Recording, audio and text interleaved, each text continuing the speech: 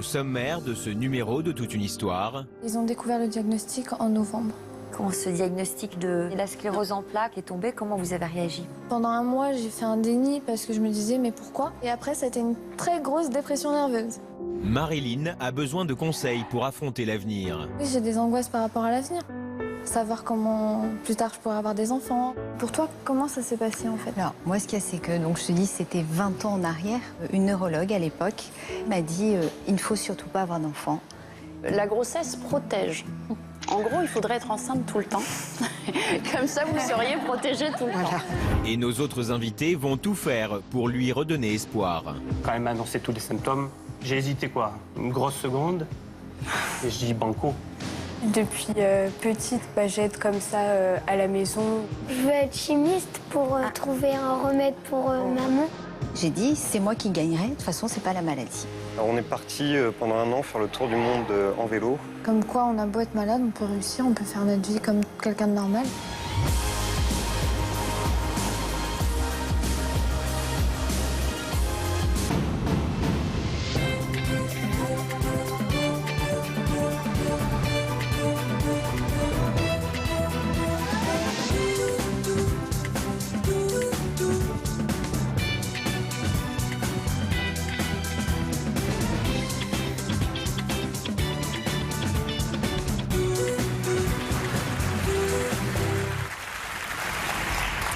Bonjour à tous.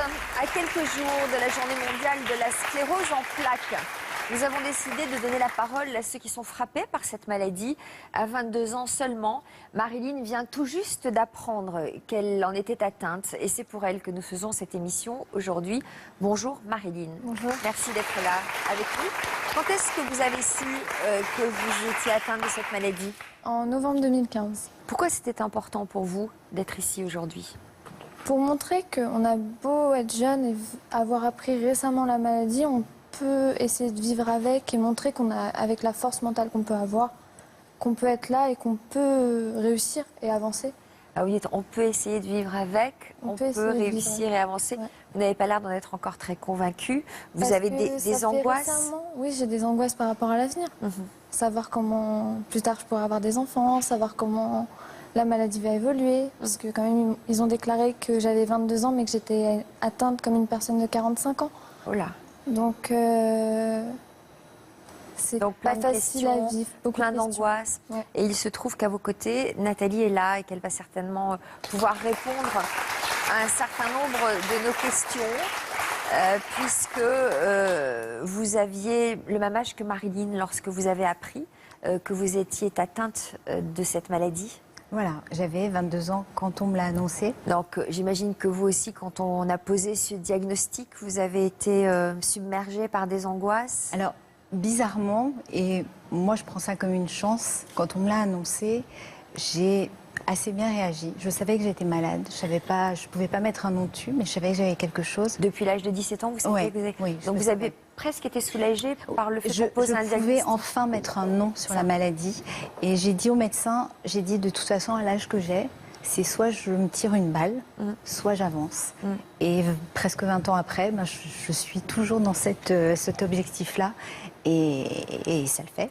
Et donc vous allez dire à Marilyn que vous avez eu raison d'avancer. Ah mais bien sûr, et qu'elle, il faut qu'elle soit comme ça, et que voilà. L'une des plus grandes craintes de Marilyn, c'est de ne pas pouvoir fonder de famille. Qu'est-ce que vous répondez à ça? Alors ça, c'est un gros sujet qui m'a posé problème, entre guillemets. C'est que moi, j'ai voulu avoir des enfants. Et j'ai rencontré une neurologue à l'époque qui d'emblée m'a dit il ne faut surtout pas avoir d'enfants. Et j'étais avec mon mari et je suis ressortie de là. Je dis elle m'a vu une fois, elle me reverra plus jamais parce que des enfants j'en aurai et la preuve j'en ai 3. Voilà, donc déjà c'est rassurant d'entendre ça, j'imagine. On vous voit ici en famille et votre famille nous rejoindra un peu plus tard dans l'émission. Mais avant cela, j'aimerais vous dire un mot sur Gérard qui est à vos côtés avec son fils Yvan. Bonjour Gérard, bonjour Yvan et Thomas. Tous les trois, vous avez vécu une aventure extraordinaire ensemble. Qu'est-ce que vous avez fait, Yvan? Alors on est parti pendant un an faire le tour du monde en vélo. pour aller à la rencontre des associations de lutte contre la sclérose en plaques, des gens atteints de la sclérose en plaques et aussi des chercheurs, enfin de tout ce qui tournait autour de la sclérose en Alors, plaques. au départ, c'était votre idée. Hein, vous vouliez partir avec votre copain. Il se trouve que votre papa est donc atteint de cette maladie. Et puis finalement, vous avez changé d'avis. Vous avez décidé de l'emmener avec vous. Ouais. Au tout départ, on devait partir à 5 copains faire un tour du monde en vélo. Et pour la sclérose en plaques, puis au bout d'un moment, on s'est dit mais pourquoi partir pour alors qu'on pourrait partir aussi avec la sclérose en plaques. Et du coup, on a proposé à mon père qui était assez intéressé. Je ne voulais pas laisser partir mon fils tout seul comme ça pour le surveiller, donc j'ai dit je te suis. Pour le surveiller. Voilà. Vous aviez quel âge, vous, Yvan? J'avais 26 ans, Ouais. donc c'était il y a pas si longtemps. Voilà. Et donc, vous n'avez pas hésité longtemps, je crois, avant de partir. Non, mais j'ai demandé l'avis au neurologue qui m'ont dit Que vous pouviez y aller. qu'avec la maladie, on pouvait voyager sans problème, vu que je n'avais pas de traitement de fond et que le voyage était très bien préparé. On ne pouvait pas partir à l'aventure. Ouais. Donc un voyage très bien préparé, pas de gros traitements à prendre, donc rien n'était contre-indiqué. Vous pouviez partir, d'autant plus qu'avant d'être amoindri par la maladie, vous étiez vous-même aventurier et voyageur. Vous allez nous raconter tout ça. 2 experts sont avec nous aujourd'hui, Yvonne Poncet-Bonissol, notre psychologue, et Cécile Donzé, médecin dans un centre de rééducation fonctionnelle et spécialiste de la sclérose en plaques. Bonjour à tous les deux. Docteur Donzé, la sclérose en plaques est une maladie assez complexe. Elle touche aujourd'hui plus de 2 millions de personnes dans le monde, dont 100 000 en France, avec 2500 nouveaux cas chaque année. Maladie complexe, difficile de poser un diagnostic, des formes très différentes d'un patient à l'autre. Est-ce que vous pouvez nous expliquer exactement ce qu'est cette maladie? Alors, on a des critères cliniques et des critères IRM, puisqu'on fait appel à l'IRM pour voir les images au niveau du cerveau. Et on a des critères très simples maintenant qui nous permettent de dire c'est une sclérose en plaques ou ça n'est pas une sclérose en plaques. Est-ce que sur l'image IRM, ça se voit précisément? Alors pourquoi ça s'appelle sclérose en plaques? Parce qu'on pense parfois que c'est une maladie de peau, dermato, ou pas du tout. Les plaques, c'est ce qu'on voit sur l'IRM. On voit en fait des taches blanches sur l'IRM à certains endroits du cerveau qui vont être par leur forme, par leur localisation très précisément liées à la sclérose en plaques. Toutes les taches blanches ne sont pas de la sclérose en plaques, mais on a des critères IRM et cliniques qui nous permettent de faire ce diagnostic. Alors, est-ce qu'on connaît l'origine de cette maladie? Est-ce que c'est une maladie génétique? Est-ce que c'est une maladie qui se transmet? Est-ce que c'est un virus? C'est quoi? C'est une maladie qui est d'origine multifactorielle, c'est-à-dire qu'il y a plusieurs facteurs qui vont entrer en ligne de compte. Il y a certainement une prédisposition génétique, comme pour le cancer du sein, on a des maladies comme ça à prédisposition génétique. Il y a des facteurs environnementaux, parce qu'il faut savoir que cette sclérose en plaques existe plutôt dans les régions du Nord, dans le Grand Nord, Canada, et même dans la France. On a plus de cas dans le nord de la France que dans le sud. Donc il y aurait peut-être un facteur environnemental. Donc ça peut être quoi, le facteur Et on parle de la vitamine D, on parle beaucoup de la vitamine D. Et c'est sûr que dans le Nord, l'ensoleillement manque de rayonnement nettement moins important. Et c'est vrai qu'on parle de plus en plus du rôle de la vitamine D. Mais il y a aussi le rôle du tabac, le rôle de l'obésité qui est évoqué, le sel. L'apport de sel trop important, c'est évoqué, mais c'est controversé. Et vous parliez d'un virus. Pour l'instant, on n'a pas retrouvé de virus proprement dit, mais on a aussi cette notion de maladie auto-immune, c'est-à-dire le système immunitaire qui, normalement, nous protège des virus et des bactéries, qui va aller attaquer certaines cellules au niveau du cerveau. Parfois, c'est une maladie qui peut survenir à la suite d'un choc psychologique aussi? Alors, ça aussi, c'est possible, c'est vrai. C'est plutôt qu'un choc psychologique comme un décès ou quelque chose de grave, c'est plutôt un stress qui ronge, quelque chose qui dure depuis des années. Maintenant, faire la preuve que ce stress ou que ce choc émotionnel est la cause de la sclérose en plaques, c'est impossible. C'est impossible à vraiment prouver d'un point de vue scientifique. Mais on retrouve quand même assez souvent des signes de ce type. Est-ce que c'est une maladie en évolution? Enfin, est-ce qu'il y a de plus en plus de cas? Alors, on a de plus en plus de cas. Alors, est-ce que c'est parce qu'on les diagnostique de plus en plus tôt, parce que les techniques actuelles nous permettent de le diagnostiquer beaucoup plus tôt qu'avant, ou effectivement, c'est quand même une maladie de l'ère industrielle. Hein, donc, est-ce qu'il y a quand même ces facteurs environnementaux qui viennent, c'est une maladie de... Vous êtes du Nord, toutes les deux? Alors moi, quand on me l'a diagnostiqué, j'étais à Tours. Après, je suis descendue à Nice. Je suis remontée en Bretagne. Donc, Non, moi, toujours région parisienne. donc, C'est le Nord. c'est... Ah oui. Yvonne, c'est une maladie évolutive. Elle n'atteint pas les capacités intellectuelles d'un malade. En quoi c'est particulièrement difficile à vivre, justement, psychologiquement? Parce que ça évolue par poussée, comme dit Cécile. Donc il y a des phases de répit où on peut avoir une vie quasiment normale, phase de répit qui peut mettre en place une forme de déni. Non, c'est pas possible, on n'a pas cette maladie. Et ensuite, je pense qu'il y a un rapport à l'émotion, à des stress, à la culpabilité. Je crois qu'un mal-être peut aussi précéder parfois des poussées. Mais comme vous le dites, c'est pas toujours évident. Mais je crois qu'il y a quand même l'impact du psychisme sur la maladie. Et je crois que quand on est en action, quand on est volontaire, on peut combattre. L'important, c'est de ne pas s'associer aux symptômes. On n'est pas la sclérose en plaques, on souffre d'une maladie. Donc je crois qu'il faut partir en combat comme des guerriers, il faut partir en combat contre le symptôme. Pour vous, Nathalie, qu'est-ce qui se passait à ce moment-là? En fait, je me rappelle très bien, comme si c'était hier, pourtant ça date maintenant, mais à 17 ans, j'étais en cours et j'écrivais, et là, j'ai lâché mon stylo. Donc je ne comprenais pas pourquoi, j'arrivais plus à... Donc voilà. Donc j'avais vu, ma maman m'avait amené voir mon médecin traitant. Je pense très sincèrement que, malheureusement, il est décédé, donc je ne peux plus aller lui poser la question, que lui a compris assez rapidement ce que j'avais. Mais comme les choses sont assez rapidement rentrées dans l'ordre, il n'a pas voulu pousser plus les examens en se disant c'est bon, elle a 17 ans, on ne va pas non plus l'embêter et tout. Donc voilà. Donc c'est vrai qu'il y avait certains, même quand je me touchais, les bras, les cuisses, j'avais des sensations qui étaient quand même très bizarres et tout. Je savais qu'il y avait quelque chose. D'autant plus que c'est pas parce qu'on le diagnostique tôt qu'on pourra ralentir ou freiner la maladie. Ça, c'était vrai peut-être à l'époque, ça l'est plus aujourd'hui. Ça l'est plus maintenant. Aujourd'hui, on sait que si on traite tôt, on évitera le handicap à long terme. Et si on traite comment? Avec des anti-inflammatoires? Alors, il y a ce qu'on appelle des traitements de fond, qui sont des traitements, on va dire aussi anti-inflammatoires, mais un peu plus puissants, où on va jouer sur l'immunité. Et le but étant d'éviter les poussées et la progression de la maladie. Et effectivement, si on évite les poussées, on évite les séquelles et on évite le handicap à long terme. Et aujourd'hui, on a à disposition un très grand panel de traitements, avec des nouveaux traitements qui vont encore arriver d'ici l'année prochaine, et qui permettent de bloquer pratiquement la maladie. Donc si on traite très vite, on espère que, que Marilyn, elle restera comme ça et qu'il n'y aura pas beaucoup de progression. Il y a plusieurs stades? Alors, il y a deux grandes formes évolutives. Il y a la forme par poussée, on en a parlé, donc on fait des poussées, on a des symptômes, puis ça régresse, ça laisse plus ou moins de séquelles, et puis ça peut rester très longtemps. Il y a des gens, ça reste 30 ans sans avoir de poussée, c'est pour ça que c'est difficile aussi. Et puis des gens où il y aura 2 poussées rapprochées. Ça, c'est la forme qu'on appelle rémitante. Et puis il y a une autre forme qui est progressive, où soit l'évolution se fera progressivement un petit peu à la fois d'emblée, sans pousser, et parfois avec des poussées surajoutées. Et donc dans ces formes progressives, c'est difficile parce qu'on va s'en rendre compte en disant tiens, mon pied c'est bizarre, au bout de 2 kilomètres ça traîne, ou tiens, j'ai des trucs bizarres.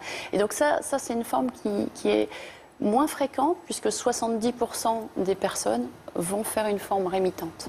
Donc toutes les deux, vous avez quoi, des formes par poussée plutôt? Moi, mon neurologue m'a dit que c'était progressif. Par rapport à...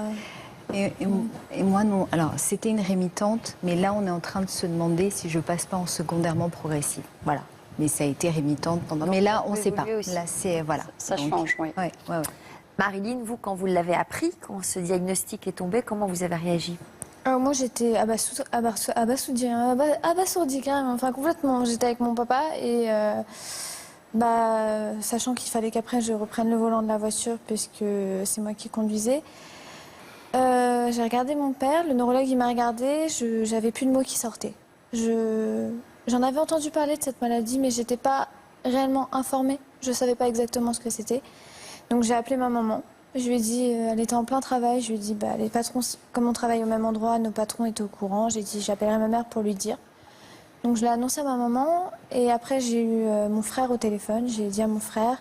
Et une fois que j'avais raccroché avec les 2 membres de ma famille les plus proches, bah, j'étais avec mon papa dans la voiture et puis j'ai éclaté en sanglots. J'ai pleuré, j'ai dit mais j'en veux pas, je veux pas, je l'acceptais pas. Pendant 1 mois j'ai fait un déni parce que je me disais mais pourquoi? Donc 1 mois de déni et puis... Et après ça a été une très grosse dépression nerveuse, très très grosse. Donc je suis suivie psychologiquement depuis le début que je suis tombée malade. Et encore par moments, bah, y a des hauts, il y a des bas. Il y a des fois je me dis mais j'avale mes médicaments parce qu'il faut que j'avale mes médicaments. Mais je me dis j'aimerais ne pas en avoir. Mais c'est là, il faut que je vive avec et je vis avec. Je me bats contre ça. Alors, votre maman, que je reconnais dans le public, parce que franchement, la ressemblance est frappante, et votre meilleure amie, Célina, sont avec nous dans le public et elles vont nous rejoindre sur ce plateau.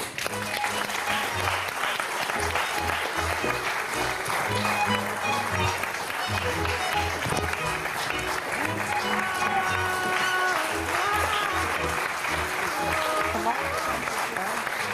D'accord. Asseyez-vous. Madeleine et Célina. Alors dites-nous quelle jeune fille elle a été votre fille. Ce qu'elle avait souvent, c'était, elle était fatiguée, une très grande fatigue. Mais bon, où elle travaille, c'est dur. Physiquement, c'est dur. Donc on disait, bah, elle est fatiguée. Parce que qu'est-ce que vous faites comme travail? Je suis responsable de vente en alimentaire. Donc je travaille debout toute la journée. Des fois, je faisais des semaines de presque 50 heures.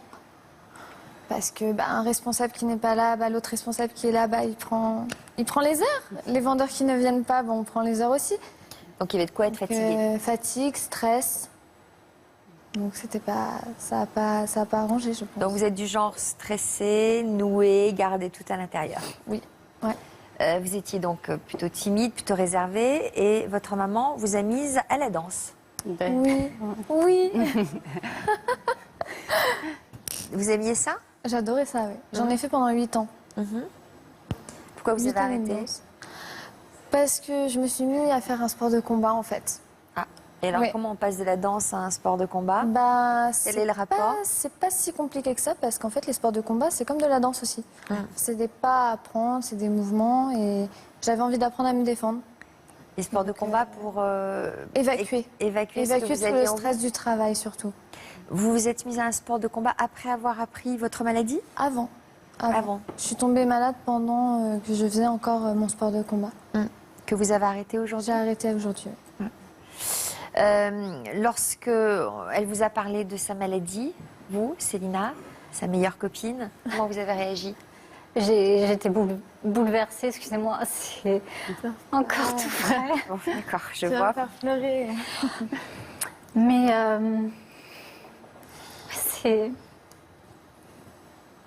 c'était très dur parce que à ce moment-là, bon, déjà, il y a eu les attentats de Paris et quand elle m'a appelée au téléphone, j'étais sur la place de la République parce qu'une personne que je connaissais a disparu pendant les attentats et ça a été un choc d'apprendre que Marilyn était atteinte de cette maladie. Donc ça a fait beaucoup pour vous? Oui, ça a été un gros choc. Mais vous avez quand même tout fait pour l'aider? J'ai tout fait et je ferai tout jusqu'au bout. Elle le fait toujours. Comment vous l'aidez au quotidien? En pleurant avec elle? C'est déjà arrivé. C'est déjà arrivé. Mais pourquoi pas? Oui. On a évacué ensemble la pression. Oui, c'est déjà arrivé. Mais au-delà de ça, on fait des sorties, on essaye de faire des choses ensemble. On les vacances ensemble. On part à la fin de la semaine. Voilà. Tout à fait. On fait beaucoup de choses pour essayer d'évacuer tout ça, essayer de... la plage de Deauville. Voilà, tout à fait. À ce moment-là, j'étais jeune. Vous nous avez parlé d'une culpabilité difficile à gérer. Vous vous dites quoi? Dites peut-être c'est certains médicaments. qu'on a pu vous donner, parce qu'à 30 ans, j'ai fait une préménopause. Donc on m'a mis sous progestérone, je crois que c'était du lutte, je ne sais plus le nom, je me souviens plus du médicament. Logiquement, pour les docteurs, je ne devais plus être enceinte. Et bon, je suis tombée enceinte de ma fille. Donc je l'ai gardée parce que l'avortement, c'est pas dans... Bon, j'avais déjà un garçon, donc bon, fille ou garçon, c'était pas grave, donc je l'ai gardée. Elle est née en siège en plus, décomplétée. Ouais. Donc bon, je lui ai dit... Donc quand je l'ai appris au téléphone, c'était dur. Bon, j'ai pas pu aller avec elle ce jour-là et son père chez le neurologue, donc c'était dur, mais bon, je le dis à Marilyn maintenant, je crois que je sais plus si je lui ai dit déjà, mais dès qu'elle est rentrée à la Fondation Rothschild et que j'ai vu les grandes plaques, pour moi, j'ai pensé que, vu ses symptômes et le peu que j'avais pu lire par rapport à ses IRM, j'avais compris qu'elle avait ça. Donc après, je m'y attends. J'espérais que ce soit pas ça, mais j'ai pas été surprise. Ça m'a peut-être moins effondrée que de ne pas le savoir. Alors, le rapport entre le traitement à la progestérone et la sclérose en plaques, on a beaucoup parlé aussi des incidences d'un vaccin contre l'hépatite B. Alors, il faut savoir que la sclérose en plaques existe depuis longtemps, puisque les premiers cas décrits, ça date des Vikings. Et vous pensez bien qu'à cette époque, il n'y avait pas de vaccin, il n'y avait pas de médicaments. Donc, la description aussi, c'est Jean-Martin Charcot en 1870, la sclérose en plaques a été décrite. Pareil, il n'y avait pas de vaccin. Donc, l'imputabilité au vaccin, aujourd'hui, on sait que c'est non, que le vaccin n'est pas responsable de la maladie. Effectivement, il y a eu des patientes, et j'en suis, qui ont fait une poussée dans les suites d'un vaccin. Alors après, c'est pareil, la relation de cause à effet n'a jamais été établie dans toutes les études. Et il y a des cohortes très nombreuses de personnes qu'on a suivies, vaccinées, pas vaccinées. Aujourd'hui, on sait que le vaccin n'est pas responsable. Pareil, la sclérose en plaques n'est pas une maladie transmissible. Vous n'avez pas transmis la maladie à Marilyn. Oui, apparemment. C'est une prédisposition génétique, mais ce n'est pas une maladie comme la myopathie qui se transmet, on le sait comment. Ce n'est pas du tout la même chose. Mais de culpabiliser quand on est une maman, c'est normal. C'est un peu injuste. Normal, c'est injuste. Pas que son cas, pour tous les enfants jeunes où bon, ils n'ont pas de vécu. C'est ça qui est injuste. Et j'espère que son cas d'aujourd'hui ou les cas de Nathalie et je crois Gérard, qui sont là, sera un exemple et fera progresser la maladie et ouvrir les yeux des gens. Parce que ça ne se voit pas et quand elle dit qu'elle est fatiguée ou... c'est difficile de croire. Même moi, des fois, je la regarde et je dis non, c'est pas possible. Ça va s'envoler comme c'est venu. Vous voyez, j'espère ça. Alors Marilyn, vous vouliez profiter de votre présence sur ce plateau pour poser des questions justement à Nathalie, qui a quelques années d'avance sur vous et qui a déjà réalisé plein de belles choses dans sa vie. Donc, quelles questions vous aviez à lui poser? Moi, j'aimerais savoir, vu que tu m'as expliqué que le neurologue ne voulait pas, te disait que tu ne pouvais pas avoir d'enfant, mon neurologue m'a dit que moi, si je voulais avoir un enfant, par rapport à mes traitements, soit je devrais arrêter le traitement pendant un laps de temps pour pouvoir tomber enceinte, et ne pas avoir de traitement pendant cette période-là, même pour l'allaitement. Mais pour toi, comment ça s'est passé en fait? Alors, moi, ce qu'il y a, c'est que, donc, je te dis, c'était 20 ans en arrière. Donc, 20 ans en arrière, les choses ont complètement évolué. Rien que pour les traitements dont on parlait tout à l'heure. Moi, il fallait à l'époque avoir eu 2 poussées en un certain laps de temps pour avoir un traitement. Donc, moi, on m'a laissé traîner pendant je ne sais pas combien de temps pour avoir un traitement. Donc, ce qui a fait que, il y a des choses qui sont dégradées, qui se seraient peut-être, je ne peux pas l'affirmer, peut-être pas dégradées. Donc, on va dire que c'était la vieille école. Donc à l'époque, non, il ne fallait pas avoir d'enfants parce que ça pouvait entraîner plein de choses et qu'on ne voulait pas prendre le risque. Donc de toute façon, on dit que quand tu es enceinte, de toute façon, a priori, c'est un moment de ta vie où tu es même mieux en ayant une sclérose en plaques. Pour moi, personnellement, il n'y a pas eu de changement. Il n'y a eu ni mieux ni moins bien, mais on constate que beaucoup de femmes, quand elles sont enceintes, déjà, c'est mieux. Pendant la grossesse? Pendant la grossesse. Et après? Alors, après, moi personnellement, c'est vrai que pour les 3 grossesses, 2-3 mois après l'accouchement, là j'ai fait une très très grosse poussée. Ça c'est vrai que ça m'est tombé dessus.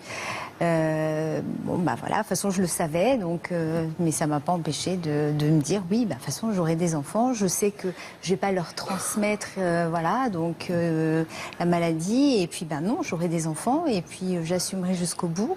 Alors, on va voir où on en est aujourd'hui, hein, on va avoir les explications des spécialistes. Juste un conseil, peut-être, ne pas s'arrêter à l'avis d'un neurologue, parce que si vous vous étiez arrêté à un avis, vous n'auriez pas pu avancer dans votre vie. J'en aurais jamais eu. Ouais. Ça, c'est clair. Alors, juste où on en est aujourd'hui, donc, pour répondre plus précisément par rapport à la grossesse, de Marie-Line. c'est important, hein, parce que j'ai aussi beaucoup entendu, malheureusement, des femmes qui n'ont pas eu d'enfants, parce qu'on leur a dit à l'époque... Donc, parce qu'à l'époque, on avait moins de connaissances, c'est vrai. Alors, la grossesse protège. En gros, il faudrait être enceinte tout le temps. Comme ça, vous seriez protégée tout le temps. C'est fatigant aussi. Mais parce que, voilà. Je ne serais pas très contente d'être grand-mère de beaucoup d'enfants. Oui, mais c'est pour que sa fille aille mieux. Oui, en fait, c'est les hormones. Quand on est enceinte, on a un corps étranger à l'intérieur de soi.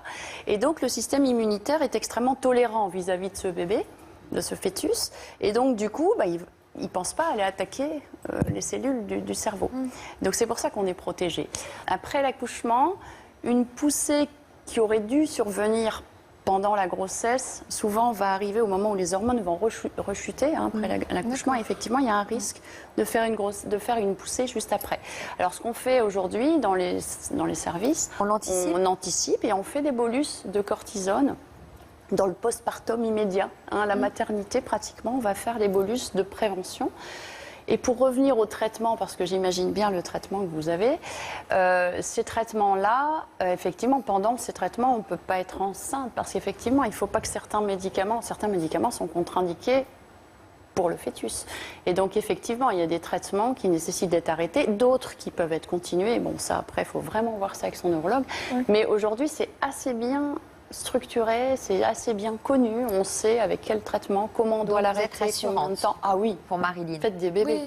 Oui, donc, c'est vrai que mon neurologue... Vous avez un copain? Oui, j'ai un copain, oui. Il est prêt? Maintenant, non. Peut-être d'ici 2-3 ans. Vous en parlez? On en a parlé, oui. C'est arrivé. Il est d'accord? Lui, il n'est pas contre. La maladie ne l'a pas fait fuir? Non, au contraire, parce qu'en fait, il était là déjà avant, parce que je le connaissais depuis 2 ans. Et il m'a vu. En fait, il m'a connue avant, pendant et maintenant, en fait. Enfin, il me voit comme quelqu'un de normal. J'ai beau avoir la maladie, non. Enfin, elle est là. Des fois, oui, j'ai des bas. Il est là, quoi qu'il arrive, pour m'aider à remonter. Et ça, c'est. Nathalie, vous aviez quel âge, vous, quand vous avez rencontré Eric? Alors, j'avais 27 ans. Non, lui avait 27 ans, pardon, je dis n'importe quoi. J'avais 23 ans. Oui, je venais d'avoir 23 ans. Donc c'était juste après le diagnostic? Oui. Donc moi, la première chose quand je l'ai connu, c'était je m'appelle Nathalie, j'ai une sclérose en plaques. Voilà. Donc là, ça a été, ah oui, là franchement... Et on va voir ce qu'il a répondu, puisqu'il est avec nous, on va l'accueillir.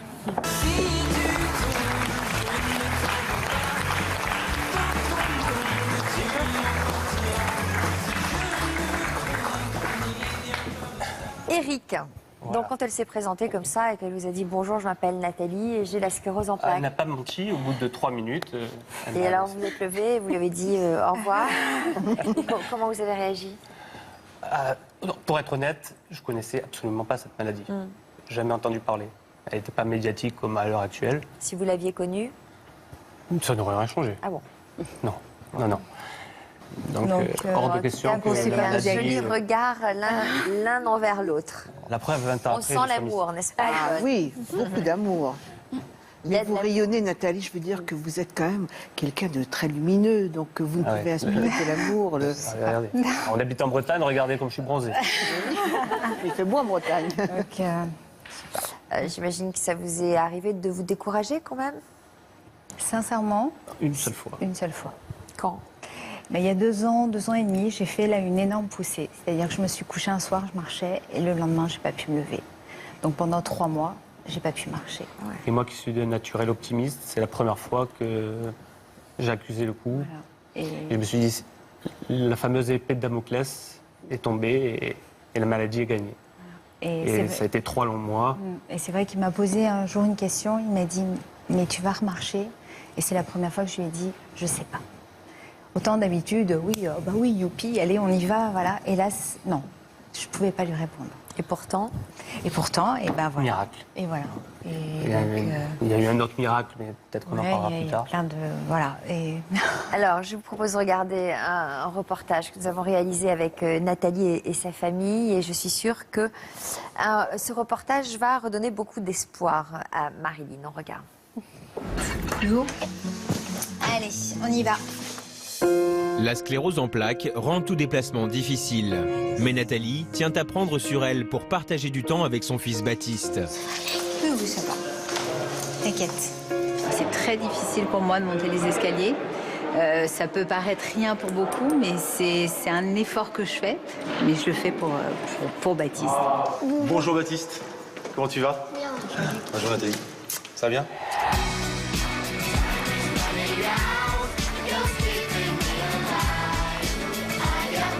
Baptiste, tu penses à ce que je t'ai dit? D'accord? Voilà. Viens amener le coude vers l'avant, d'accord? Et essayer de faire une ligne entre le bout de la raquette et le coude. D'accord? Allez. Ça me fait très plaisir qu'elle vienne me voir parce qu'elle vient pas tout le temps. Quand elle est là, je veux d'autant plus m'appliquer pour elle. Je suis très fière de lui parce que je trouve qu'il se débrouille très très bien. Il m'épate une fois de plus. Trop vite, Baptiste. Malgré son handicap, Nathalie se bat pour avoir une vie aussi normale que possible. Maman, là, il y a une pente. Est-ce qu'on pourrait faire la descente tous les deux? Tu veux qu'on la fasse tous les deux? Oui. Allez, viens, bonhomme. Tu mets à 5. Hein. Attends. Allez. Faites attention, hein, il est bien attaché. Oui, c'est bien. On partit? On y va. Je suis fière de ma maman. Ça paraît logique parce que c'est un peu comme un modèle pour moi. Donc tout ce qu'elle m'a raconté, tout ce qu'elle a fait et tout ce qu'elle fait au quotidien, oui, je peux que être fière d'elle.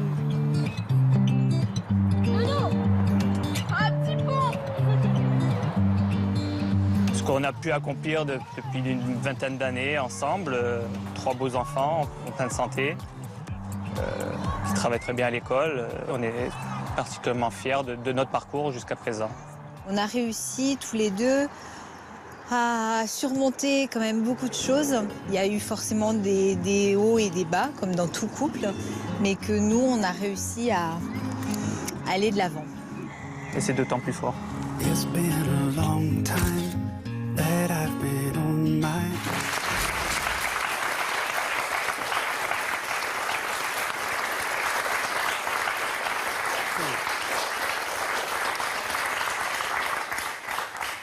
Beaucoup d'émotions, évidemment.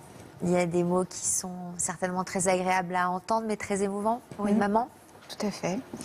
Non, c'est... Je pense, je sais qu'ils sont fiers de moi. Enfin, là, j'ai l'impression de me jeter des fleurs et je veux pas de ça. Mais non, ils ont ni honte et ils sont fiers. Pourquoi ils auraient honte? Oui. Alors, je vois une canne quand même très... Comment dire? Une sorte de bijou quand même. Ah, c'est vous qui l'avez customisé Non, je l'ai acheté comme ça parce que c'est important d'en faire un accessoire. Tout à fait, parce qu'il y a des gens qui veulent une canne noire, une canne classique. Et moi, je la revendique et je la montre et j'en ai pas honte. Parce que c'est une aide. Marilyn, comment vous réagissez à tout ça? C'est beau. Comme quoi, on a beau être malade, on peut réussir, on peut faire notre vie comme quelqu'un de normal. Et moi, c'est ce que je veux aussi pour moi plus tard. C'est ce que vous voulez prouver? Ah oui. Vous prouvez? Me prouver à moi-même et montrer aussi aux autres que on peut. Quand on veut, on peut. Alors, on va accueillir les enfants de Nathalie et d'Éric, les 3 enfants, Cécilia, Nolwenn et Baptiste.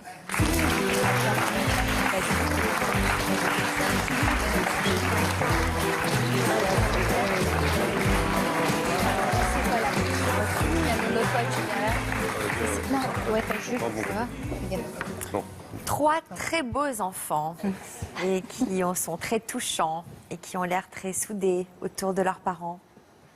Qui prend la parole alors? Peut-être le petit garçon. Toi non? Tu ne prends pas la parole? Il est galant, ouais, au neuro. Comment ça se passe alors? Comment vous vivez tout ça? Qui l'aide le plus à la maison? Je pense. C'est une habitude depuis petite, on va dire, sans demander. J'aide comme ça à la maison ou si on me le demande, je le ferai naturellement. Tu es l'aînée? Non, c'est... Alors c'est quoi? Ça vient d'un caractère? Tu aimes aider les autres? Oui, même plus tard, j'envisage de faire ce métier aide à la personne. Donc soit avec les enfants, les personnes âgées ou les personnes handicapées. Et ça... depuis un moment, en plus, avec mon petit frère dont je me suis occupée petite, mon arrière-grand-mère, l'hôpital, donc c'est ce que... les locaux des personnes âgées, c'est ce que j'ai l'habitude, et maman, CarePap, du coup, J'imagine, Nathalie, que vous veillez justement à ce qu'elle garde sa place de jeune fille.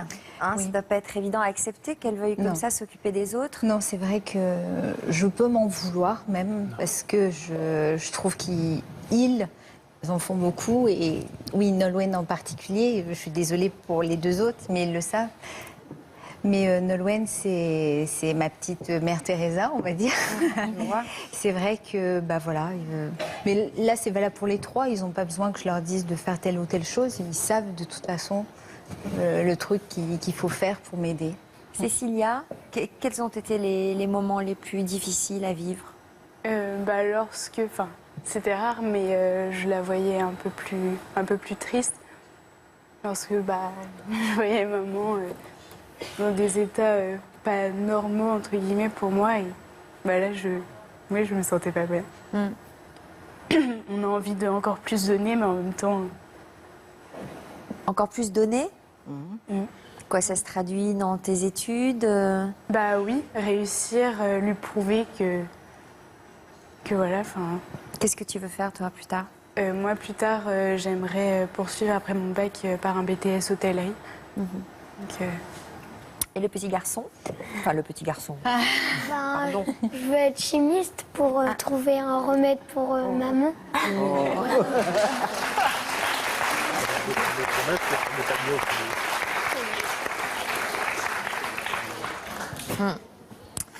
Est-ce que ça se traduit par des... Pourquoi tu es émue d'un coup? Qu'est-ce qui t'émeut? Qui veuille devenir chimiste? Oui, c'est mignon. Il a peint un tableau Il avait 4 ans. À 4 ans. Il m'a fait un tableau où il se représente en tant que chimiste. Ah oui? C'est une idée qui est ancrée en lui. Voilà. Donc il y a 3 tempéraments très différents. Une hypersensible en tête, et qui a peut-être des angoisses particulières. Ça se traduit quoi? Une peur de la maladie peut-être? Pas spécialement, mais oui, c'est vrai que moi je suis différente de maman, pour ça je suis plus hyper hypocondriaque. Donc j'ai peur pour le moindre truc, mais quand je vois maman dans certains états et tout, j'essaie de me dire non, c'est pas si grave, Cécilia, regarde maman. Alors des conseils, Yvonne, pour ces 3 enfants, c'est très émouvant, cette famille unie par l'amour. Vous leur avez donné, Nathalie, le sens de la rage de vivre. Et ça se sent. Donc, bien sûr, se surajoute la sensibilité, peut-être la culpabilité, la peur de la maladie, peur que quelque chose vous arrive également. Donc, je crois que ça, il faut vous alléger de ça. Et surtout, de temps en temps, avoir des activités un peu fun. C'est-à-dire vivre avec des enfants de votre âge, faire la fête, et ne pas que, justement, le poids de la maladie ne vous écrase dans votre évolution et dans votre insouciance par rapport à l'adolescence. Et sur l'attitude de... petit garçon. Éléonore? Nolwenn. Éléonore, je sais pas d'où ça sort. Alors Nolwenn, de toute façon, elle a tracé un petit peu ses objectifs professionnels. Tellement besoin d'aider et être au service des autres, besoin de réparer, besoin de soigner, que je crois que ta voie est toute tracée. Mais là aussi, il ne faut pas t'oublier. Voilà. Il ne faut pas t'oublier, penser à toi et pas trop vite avoir des préoccupations d'adulte. Vous avez des passions? Des centres d'intérêt, à part t'occuper des autres, qui ça t'aime bien. Je fais de la natation depuis 8 ans. Ouais. Et ça me détend, ça me fait... un très bon niveau, surtout, on peut le dire. Ça me fait penser à plus rien, enfin, je suis plus vidée de moi-même, et donc ça me fait du bien. Très bon niveau, c'est-à-dire championne Non, mais enfin, compétition encore, c'est assez impressionnant puisqu'elle bat tous les garçons qui sont au même niveau qu'elle et elle est... Mais je pense qu'elle extériorise quand même à la natation. Combien on 100 mètres Mais non, en C'est crawl. pas, mais oui, en crawl. Oui, en crawl, elle fait que du crawl et c'est assez impressionnant. Plus vraiment. rapide, on va dire. Ouais. Donc, je pense que c'est un bon défouloir pour elle de toute façon. Toi Voilà. Moi, les voyages et le sport aussi. Ça fais quoi me défoule. Avant, je faisais de l'aviron. Très bon niveau aussi. Et maintenant, je suis en salle de muscu, en salle de sport. Et Baptiste, c'est le ping-pong. Voilà. Attention. Tennis de table. Oui. Ça, c'est pas la même chose? C'est pas pareil. Ping-pong, c'est pour les touristes. Et... Ouais. J'en suis une, hein. Alors, on va parler d'Yvan et de son papa, Gérard. Yvan, est-ce que vous vous reconnaissez dans les angoisses et les inquiétudes de Cécilia par rapport à sa maman? Bah, forcément, parce que mon père a commencé, enfin, sa maladie a commencé à évoluer. J'avais à peu près le même âge que toi, je pense. Tu dois avoir 11-12 ans. Non, il a 9. Non, 9 ans. Même pas, un tout petit peu plus vieux. Et donc, c'est clair qu'on voit les choses arriver, la maladie évolue, on se pose forcément des questions, notamment le regard des autres camarades ou quoi, ça peut poser des questions. Après, au final, nous, la maladie, elle nous a finalement bien rapprochés, quoi. On a passé énormément de temps ensemble et au final, on est quand même partis faire un tour du monde en vélo ensemble. Donc en gros, on peut faire beaucoup de choses malgré la maladie, quoi. Ou peut-être même grâce à la maladie, parce que je pense que sans la sclérose en plaques, on ne serait pas partis faire ce tour du monde ensemble. Et vous n'auriez pas ces souvenirs communs. Ouais. Alors, quel était le caractère de votre père avant sa maladie? Enfin, j'imagine que vous avez gardé le même caractère, mais quel genre d'homme était-il? Il aimait, enfin, mes parents aimaient bien voyager déjà. Il avait le goût du voyage. On le voyait sur un tandem, à l'avant d'un tandem, et donc on voyageait beaucoup. Ils nous ont vraiment fait découvrir le monde déjà très jeune.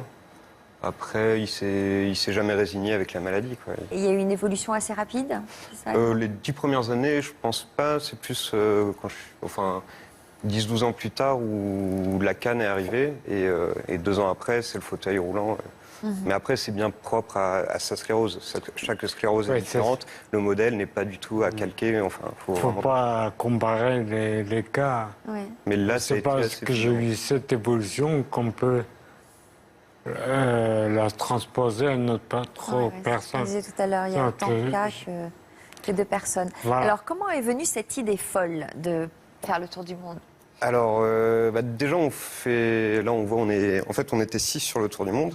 Et donc, il y a 4 copains à moi. Et on s'était dit qu'on allait faire un tour du monde pour la sclérose en plaques et aller à la rencontre des associations.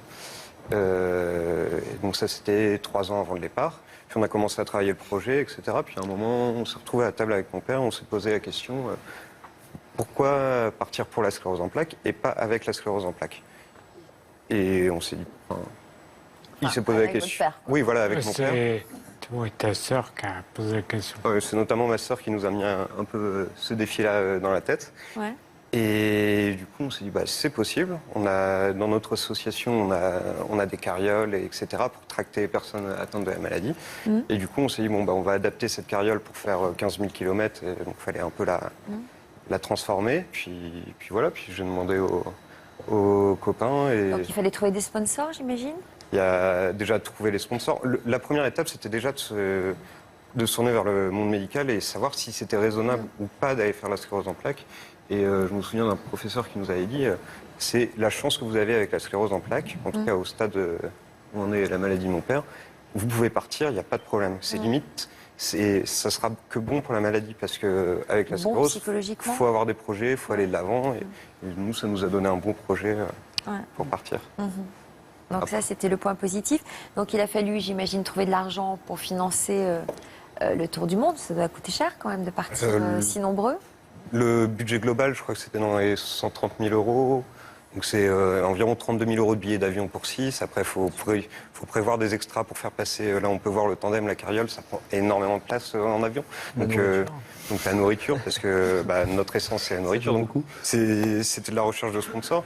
Mais finalement, alors là, on était dans les Andes. Là, on est à Mendoza, en Argentine. Ouais. Et là, à ce moment-là, on a cassé une pièce de la carriole. Là, c'est pas un des meilleurs moments du voyage, d'ailleurs. Ouais. Mais du coup, ça a été comme une entreprise à construire, quoi. Et ça nous a tous bien fait avancer dans l'équipe. Et donc le projet, c'était de rencontrer les associations dans un but précis? Alors, c'était de faire un peu de connaître comment les personnes pouvaient vivre avec la sclérose en plaques. Comment les personnes vivaient avec la sclérose en plaques. Puisqu'on n'allait pas découvrir les symptômes qui sont les mêmes partout, de toute façon.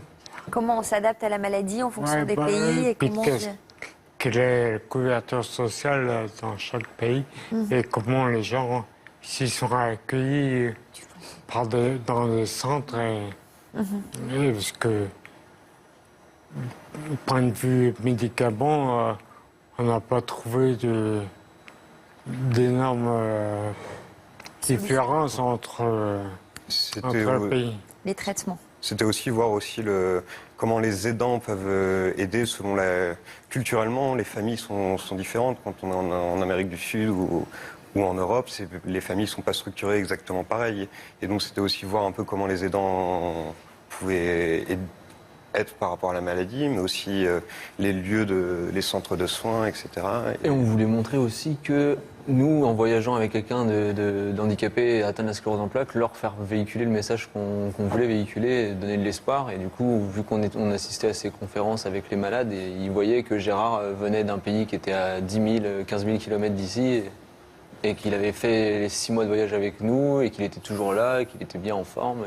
Vous avez été partant tout de suite?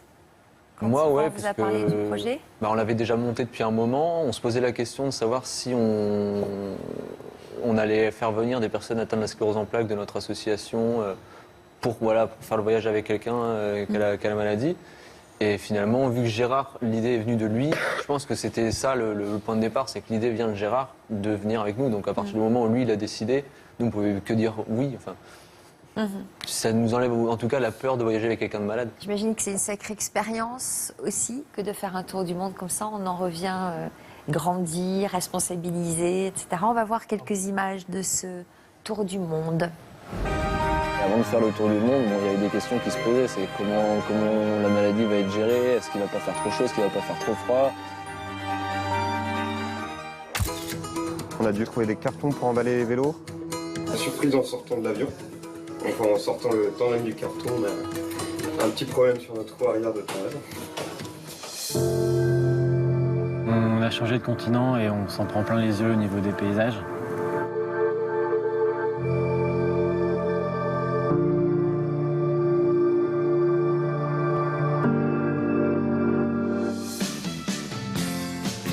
On a mis à peu près, 2 heures, 2h30 pour traverser Manhattan. Peu par peu, étape par étape. Mais on a réussi.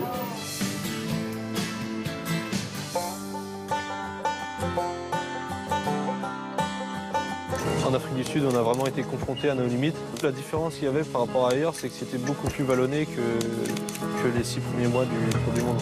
On avait 60 km par jour à faire sans pause. Une belle journée de 70 km. Je subissais ma maladie avant et ma maladie m'imposait beaucoup de choses. Que maintenant, j'ai une vie complètement différente. Mais je ne me sens pas malade. Tout seul, on va plus vite, mais ensemble, on va plus loin.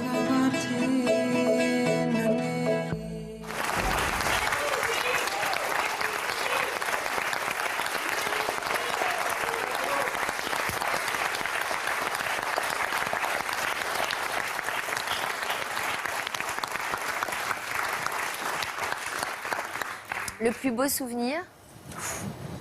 Alors là, un an de voyage, le plus beau souvenir, il y en a beaucoup, hein, je pense.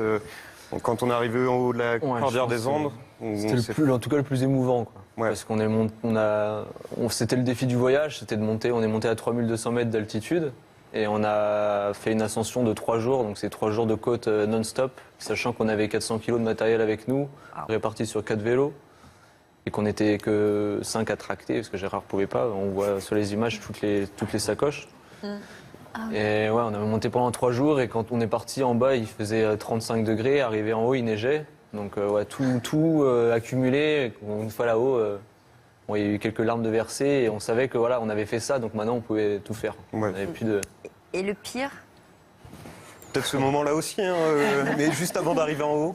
Non, moi, à mon avis, le pire, c'était 2 semaines avant, parce qu'on a cassé, ce qu'on voyait sur une image tout à l'heure, on a cassé le trike à Gérard. Et sachant que le trike à Gérard est vraiment particulier, quand il faut retrouver une pièce de ce type de matériel dans le fin fond de l'Argentine, on a eu un peu peur. Le pire, Est-ce que le sport est conseillé? Alors, le sport est conseillé et il est même préconisé aujourd'hui. Il y a 10 ans, il y a 15 ans, on disait oh là là, sclérose en plaques, pas de bébé, pas de sport, enfin plus rien. Et en fait, aujourd'hui, ça a beaucoup changé parce qu'on a travaillé, parce qu'on s'est dit qu'effectivement, l'activité physique, c'est quelque chose d'important. Au départ, on n'est pas sédentaire. Malheureusement, avec le cours des choses, on le devient de plus en plus. Mais l'activité physique, ça fait partie maintenant même du traitement de la sclérose en plaques. Et à l'époque, je parlais de Jean-Martin Charcot, parce que c'est quand même le père, enfin celui qui a trouvé la sclérose en plaques. Il préconisait déjà de l'activité physique. À l'époque, il n'y avait pas de kinésithérapeute, il y avait des gymnastes. Et on faisait faire de la gymnastique aux patients qui avaient la sclérose en plaques. Donc c'est pas nouveau. Simplement, ça a été un peu perdu.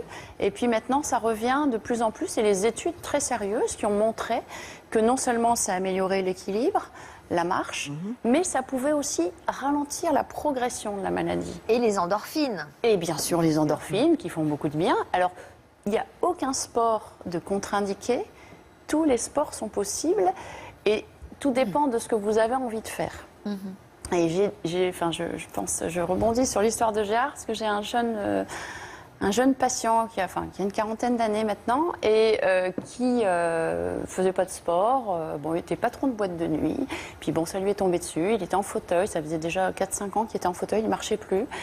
Et puis il faisait plus de sport, il faisait plus rien. Et puis il m'a dit j'ai envie de sauter en parachute. Alors j'ai dit ok, vas-y, banco. On est allé dans le club. Ils l'ont pris. Et effectivement, quand il est sous sa voile, il me dit moi je suis comme toi. Je suis comme toi, quand je suis sous la voile, je suis dans l'air, je marche plus, mais je vole. Et il m'a dit la même chose. Il m'a dit si j'avais pas eu la sclérose en plaques, je n'aurais jamais été parachutiste. Et donc il dit c'est une chance pour moi d'avoir eu cette maladie. C'est curieux à entendre, mais c'est vraiment, et j'ai entendu la même chose. Ça permet bien souvent de son handicap une force et une créativité. Et je voudrais rebondir sur la danse pour vous, qui est quand même un sport merveilleux pour expulser. C'est une véritable lecture du corps. Et pour vous, ce serait important de reprendre la danse. C'est prévu. C'est prévu en septembre. Voilà. Septembre, c'est prévu. Il faut absolument. J'ai commencé à recourir aussi, donc. Mais c'est pas facile.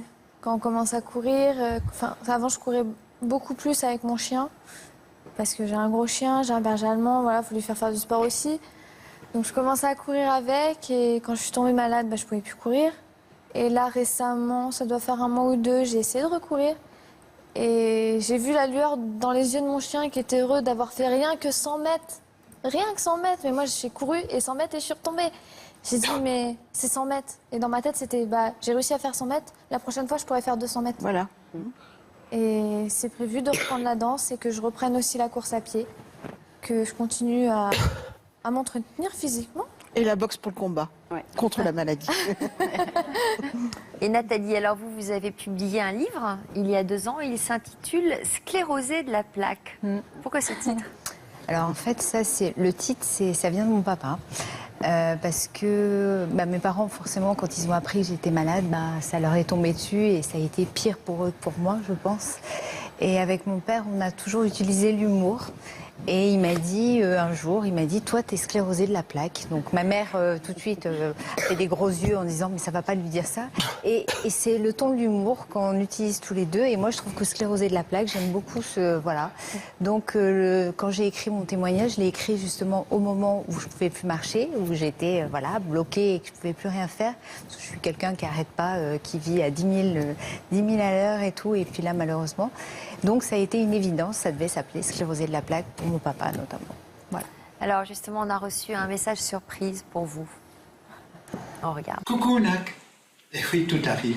Maman est derrière la caméra. Pourquoi cette petite intervention? Simplement te dire tout notre amour. Et puis souligner aussi toute cette énergie et l'humour que tu déploies pour lutter face à la maladie, qui suscite l'admiration de tous, de tes enfants, de ton mari et de tous ceux qui t'aiment. Voilà, Kenavo depuis notre île bretonne.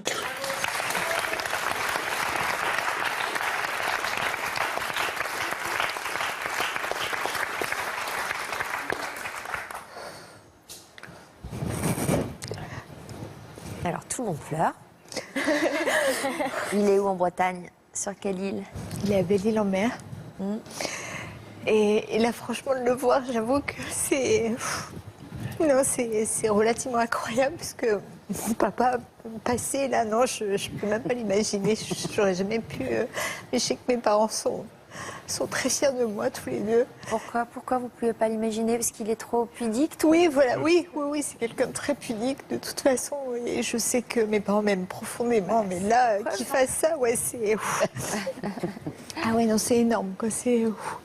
Je l'ai eu tout à l'heure au téléphone, en plus, et voilà, donc c'est... Yvonne? Une véritable émotion, mais c'est pas surprenant, parce que vous générez tellement d'énergie positive autour de vous, et vous méritez des surprises aussi importantes et aussi chargées d'émotions. C'est énorme. J'ai envie de vous dire bravo à vous. Moi aussi j'ai les larmes aux yeux, donc de voir toutes ces émotions, tout ce que vous portez, tout ce que vous dégagez, le combat que vous avez, bravo. Mais pour moi, on me le dit souvent, il y a beaucoup de gens qui me disent on t'admire ou quoi que ce soit, et moi c'est quelque chose que je ne peux pas comprendre. Pour moi, je suis Nathalie et je suis normale. Et pour moi, c'est normal d'être comme ça. Je veux dire, pour moi, j'ai rien d'exceptionnel. Mais on me le dit souvent que c'est incroyable. Mais je dis non, c'est normal, quoi. J'avance et je vais en faire le maximum. Et de toute façon, c'est moi qui gagnerai. Voilà, je reviens. Vous allez gagner. La maladie ne va pas gagner, vous allez gagner. En tout cas, Nathalie, j'ai rarement vu des regards aussi chargés d'amour que ceux de votre mari et de vos 3 enfants. Vraiment, c'est beau à voir. Oui. Merci d'être venu nous voir sur ce plateau. Merci à tous. N'oubliez pas la rubrique Toute une histoire dans Version Fémina ce week-end. Quant à nous, on se retrouve tout de suite dans l'histoire continue avec Aurore et Elodie. Elles vont aussi nous parler de leur combat contre une autre maladie, les troubles alimentaires. Merci à Yvonne et merci à notre spécialiste. À tout de suite. Merci à vous tous. Merci.